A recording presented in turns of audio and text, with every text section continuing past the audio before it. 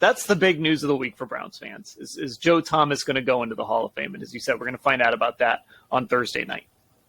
Yeah, and it's such big news and such a great celebration for Browns fans after watching Joe all of those years go out there and give it his all, suffer through all those losing years. And, I did that podcast with him and he talked about some of that and how much of a toll that took on him. So that will be exciting. I'm feeling really good about it. I've long thought that he was a first ballot Hall of Famer. I've been thinking that for years. Nothing has changed my mind about that. And again, just looking forward to, being part of that if it happens on Thursday. Okay, so let's go ahead and get into some Hey Mary Kay questions here that were sent in from our Football Insider subscribers. And this one will start from Tom Bays in Charlotte, North Carolina. And he's thinking about the Browns and defensive coordinator Jim Schwartz, who has been to and won a Super Bowl, of course, with the Philadelphia Eagles. The last time the Eagles were in the Super Bowl and won it, Jim Schwartz was the guy there. So Tom says, hey, Mary Kay, while Browns fans are rightly excited about the new defensive coordinator, I haven't heard anyone address the time it takes for a new team to adjust to a new defensive scheme that Schwartz will install.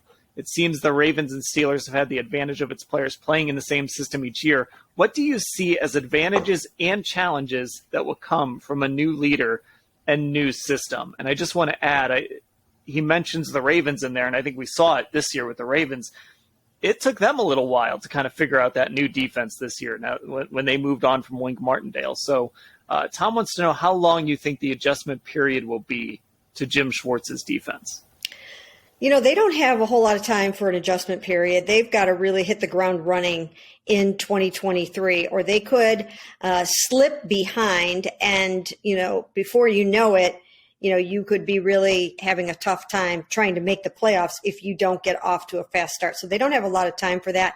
So I think he's going to have to do the best that he can, Jim Schwartz is, to also adapt to the defense that he's inheriting and making sure that he isn't putting too much on their plate, giving them too much new terminology to learn.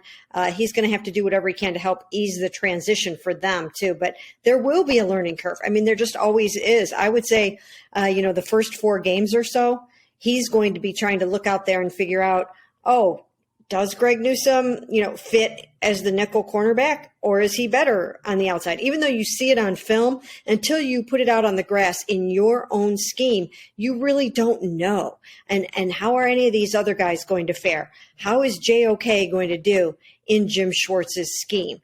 How is Myles Garrett going to adapt to the wider alignment in this wide 9 alignment that Jim Schwartz is bringing to the table? So it's going to take a little while.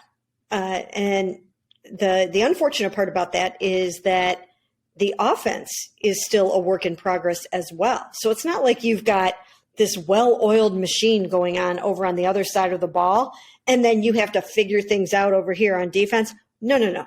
It's going to be both. And I think there will be a significant amount of new players on both sides of the ball, not an overhaul on both sides of the ball, but there will be 2 or 3 new key players on each side of the ball that are trying to learn the system and incorporate into the Browns schemes.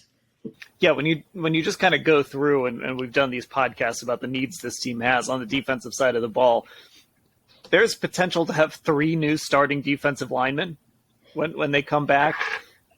I don't know who the Mike linebacker is going to be. I don't know if it's going to be Anthony Walker or Sione Takitaki, or if those guys aren't going to be ready or the players they were after those injuries. So maybe you need somebody new there.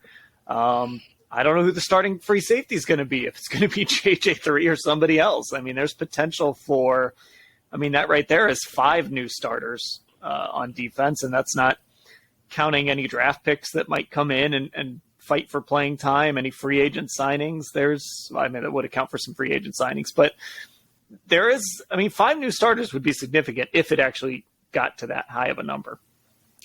Yeah, absolutely. 100%. And we just don't know at this point